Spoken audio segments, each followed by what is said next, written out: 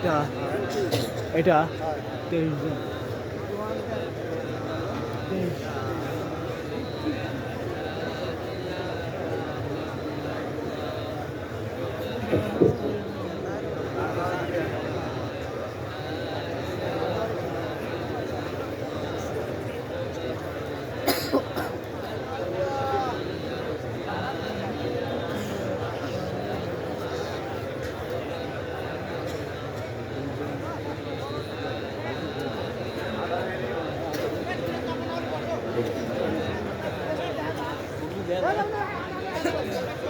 ভাই কথা বল ভাই।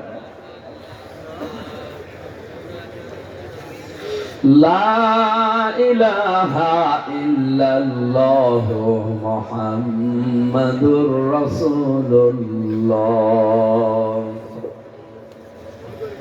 ওনার রিপোর্টটা বসে বসে দেখছিলাম, কিন্তু আমার মেয়ের তো অবস্থা ভালো না।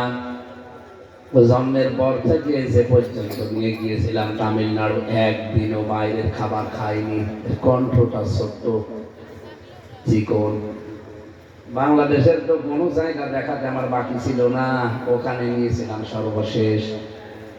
আমি ওনারটা আমার বাদ দিয়ে বললাম দেখি কি লিখেছে। দেখলাম ওখানে একটা আয়াতের রেফারেন্স দেওয়া আছে।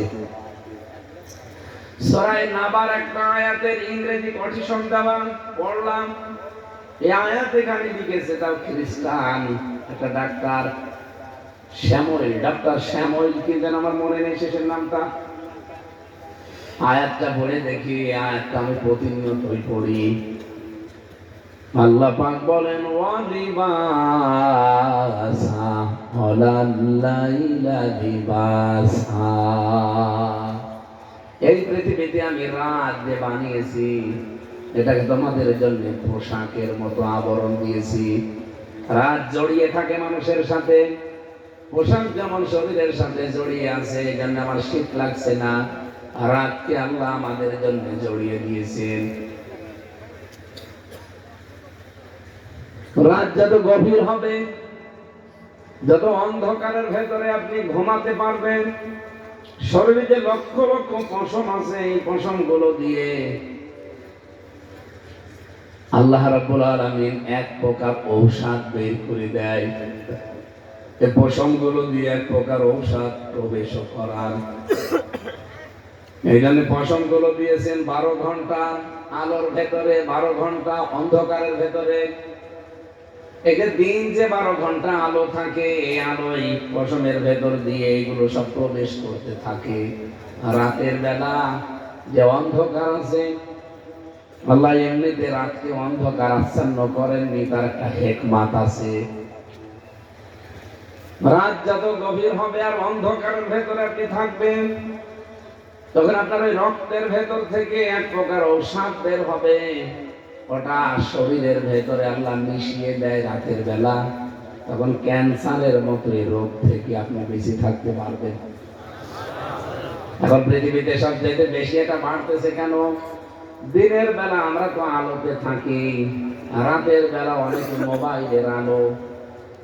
দেখবেন রাত 12টা, 1টা, 2টা, 3টা পর্যন্ত মোবাইলের আলো জেগে আছে, দেখতেছে। আলো বের হয় না মোবাইলে, কম্পিউটারের আলো, ল্যাপটপের আলো, এমনকি অনেকে আলো জ্বালিয়ে ঘুমায়, কিছু না হলেও ডিম লাইট দেয়। আরে ভাই, রাত আপনি গভীরে পোশাকের মতো জড়িয়ে থাকবেন কেন? আলো জ্বালিয়ে সব সময় দেন। এর ভেতরে তো আলো ঢুকতে আছে 12 ঘন্টা, অন্ধকারও তো ঢোকা লাগবে।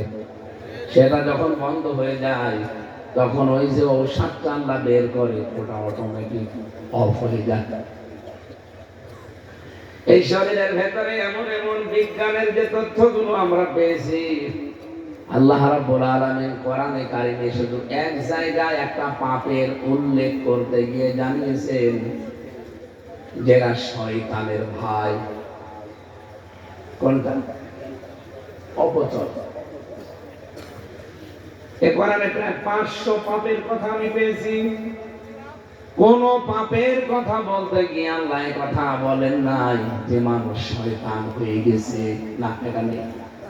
কিন্তু একটা পাপের কথা বলতে গিয়ে আল্লাহ মানুষকে জানিয়েছে মানুষ যদি অপরাধটা করে মানুষ আর মানুষ থাকে না, মানুষ হয়ে যায় শয়তানের ভাই। ইন্নাল মুবাযযিরিনা কানু ইখওয়ানাশ শায়াতিন। সূরা বনী ইসরাঈলে আছে অবশ্যই যারা অপচয় করে তারা শয়তানের ভাই। আল্লাহ কি আয়াতটা বলে শেষ করে দিয়েছেন না এটা দেখিয়েছেন? আমরা তো আর কোরআন শরীফ নিয়ে ঘাটাঘাটি করি না, গবেষণা করি না, চিন্তা ভাবনা করি না। আমি বাইরের দেশগুলোতে গিয়ে দেখেছি খ্রিস্টান দেশ, বৌদ্ধ 100 জনের 80 জন বৌদ্ধ, 100 জনের 95 জন খ্রিস্টান।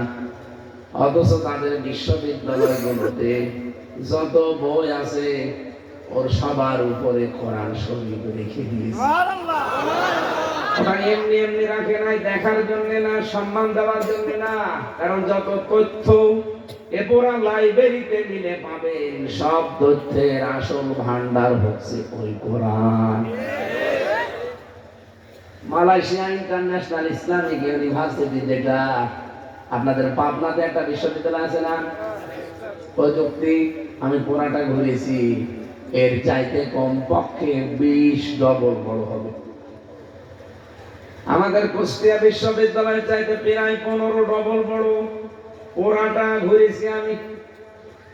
ওখানে একটা আমার চরিত্র নিয়ে একটা শিক্ষা পেয়েছিলাম। 120টা দেশের ছেলে মেয়েরা আছে। রাত তখন প্রায় 12:30-1টা বাজে। কয়েকটা দেশের ছেলে মেয়েরা বিভিন্ন হোটেলে যাচ্ছে, সেমিনার। 42টা দেশের শিক্ষক শিক্ষিকারা এসেছিল ওই সেমিনারে। কথা বলতে বলতে 3-4 জন বন্ধু মিলে বললাম একটু দেখি তো কেমন লাগে রাত্রে, কারণ পাহাড় চারিদিকে শুধু। রাস্তা দিয়ে যাওয়ার সময় দেখে একটা মোবাইল পড়ে আছে। থাইল্যান্ডে বাড়ি ছেলেটার, সবাই ওখানে বেশিরভাগ ইংরেজি আর আরবিতে কথা বলে। আমারে আর আমার সাথে ছিল একজন ভাই, দুইজনকে লক্ষ্য করে বলছে, হ্যালো ব্রাদার, এই যে মোবাইলটা পড়ে আছে, এখানে আমরা 120টা দেশের ছেলে মেয়েরা থাকি। শুধু বাংলাদেশ আর ভারত, এই 2টা দেশের ছেলে মেয়েরা যদি এই মোবাইলের পাশ দিয়ে না যায়, কিয়ামত পর্যন্ত এখানে মোবাইল পড়ে থাকবে কেউ নেই। আমি ওর দিকে তাকিয়ে বললাম, আপনি কি আমারে পাশ দিলেন? কি বলেন? এখানে শুধু বাংলাদেশের ভারতের ছেলে মেয়েরা যদি যায় তো হজম করে ফেলবে। বলেন তো কি আমার সুনাম করলো না দূর?